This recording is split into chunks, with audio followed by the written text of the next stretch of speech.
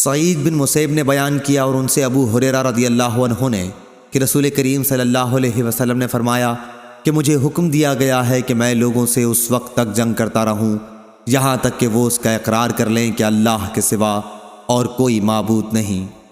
پس جس نے اقرار کر لیا کہ اللہ کے سوا اور کوئی معبود نہیں تو اس کی جان اور مال ہم سے محفوظ ہے، سوا اس حق کے جس کی بنا پر قانوناً اس کی جان و مال زد میں آئے، اور اس کا حساب اللہ کے ذمے ہے۔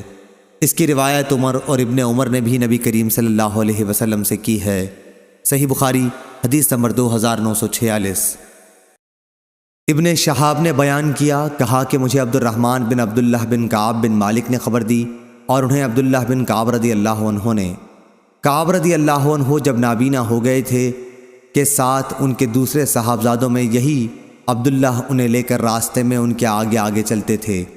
رسول اللہ صلی اللہ علیہ وسلم کا اصول یہ تھا کہ جب آپ کسی غزوے کا ارادہ کرتے تو مصلحت کے لیے دوسرا مقام بیان کرتے تاکہ دشمن کو خبر نہ ہو۔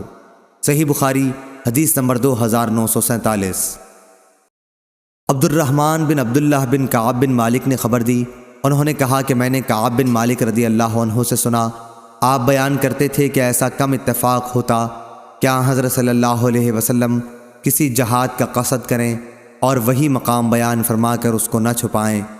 جب آپ غزوہ تبوک کو جانے لگے تو چونکہ یہ غزوہ بڑی سخت گرمی میں ہونا تھا، لمبا سفر تھا اور جنگلوں کو طے کرنا تھا اور مقابلہ بھی بہت بڑی فوج سے تھا، اس لیے آپ نے مسلمانوں سے صاف صاف فرما دیا تھا تاکہ دشمن کے مقابلے کے لیے پوری تیاری کر لیں۔